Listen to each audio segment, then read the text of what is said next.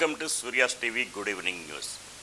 Agricultural department ఆధ్వర్యంలో national farmers day December 22న జరుపుకోవడం సందర్భంగా అగ్రి ఎక్స్ నిర్వహిస్తున్నట్లు కళాశాల ప్రిన్సిపల్ సిస్టర్ రేఖ మంగళవారం మీడియాతో తెలియజేశారు. 2023 in our college auditorium and in our ground, open ground it is going to happen, and it is the exchange of knowledge between the farmers and our students, and many are invited. All the school and college students are invited on that day, and the students will be exhibiting the farm products, the models of farm products, and there will be exhibition of drones, farm machinery, millets and millet products, nurseries, fertilizer stall, hybrid seed stalls, organic inputs and organic outputs, and the vegetable juices. So I invite everyone to come and participate in this Agri Expo. All are welcome.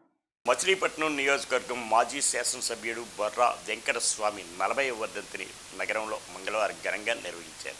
రాష్ట్ర స్థాయిలో ఖ్యాతి సంపాదించి మచిలీపట్నానికి football క్రీడాకారుడిగా వన్నె తీసుకొచ్చినటువంటి ఒక క్రీడాకారుడిగా, తదనంతరం అడ్వకేట్గా, సామాన్యులకు అందుబాటులో ఉంటూ ప్లేడర్లుగా, పేదల పక్షపాతిగా, పేదల న్యాయవాదిగా పేరు సంపాదించి అనంతరం ఎన్టీ రామారావు గారు తెలుగుదేశం పార్టీ స్థాపించిన తర్వాత 1983వ సంవత్సరంలో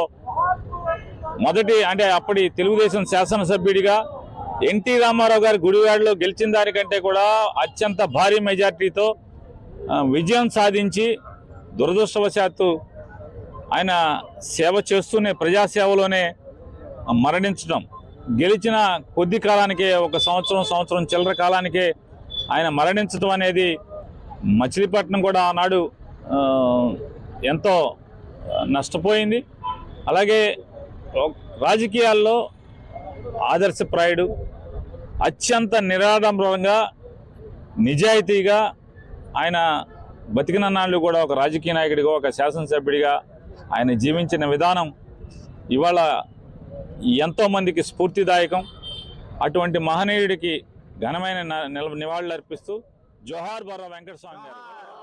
మచిలీపట్నం తెలుగుదేశం పార్టీ పార్లమెంటు కార్యాలయంలో మంగళవారం మాజీ ఎంపీ కొనకళ్ళ నారాయణ మీడియా సమావేశం నిర్వహించారు.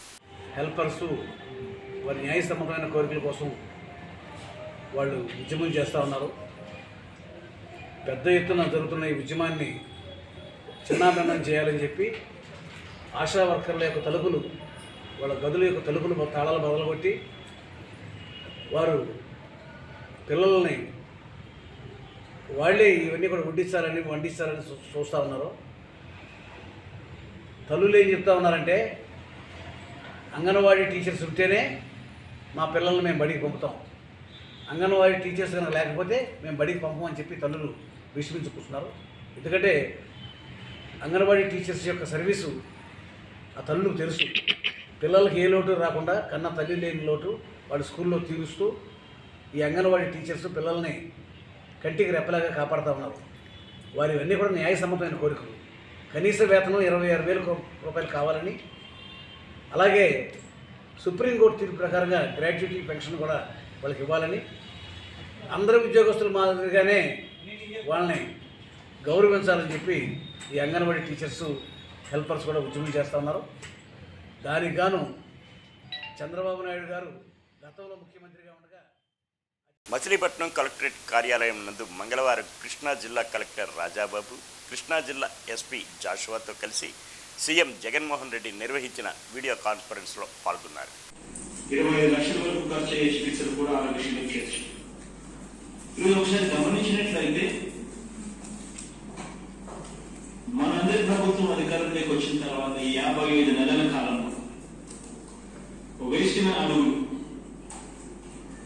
గతంలో ఇదే మాదిరిగా పడని పరిస్థితి ఒకసారి గమనించినట్లయితే, గతంలో 2014 నుంచి 2019 అప్పటి ప్రభుత్వంలో ఆ 5 సంవత్సరాలు కలిపి కూడా ఆరోగ్యశ్రీ కానివ్వండి, ఆరోగ్య ఆసరాంతో పెట్టుకోలేదనో లేదు, కేవలం ఖర్చు చేసింది ఆరోగ్యశ్రీకి 5,171 కోట్లు. అంటే సంవత్సరానికి 1,034 కోట్లు కూడా ఖర్చు చేయని పరిస్థితి.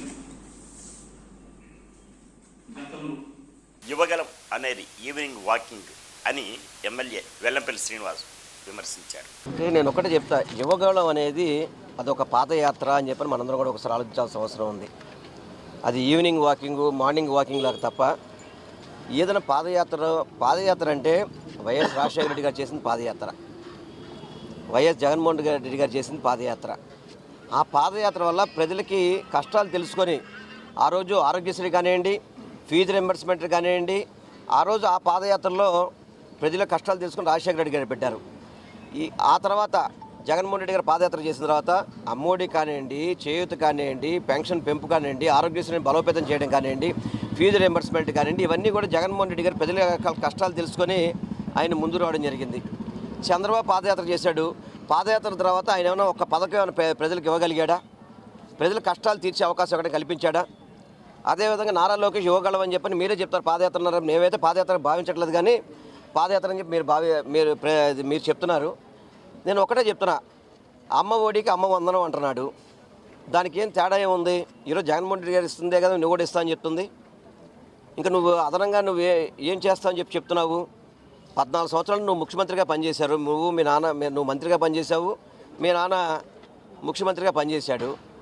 ఎందుకు మీరు ఆ రోజు అమ్మఒడి పిల్లలకి ఇద్దామని కానివ్వండి, మహిళలకు చేయూత ఇద్దామని కానివ్వండి, పెన్షన్ పెంచుదామని కానివ్వండి, ప్రతి ఒక్కరికి ఇల్లు ఇద్దామని కానివ్వండి, ఎందుకు మీరు అమలు చేయలేకపోయారు? ఈ వార్తలు ఇంతటితో సమాప్తం.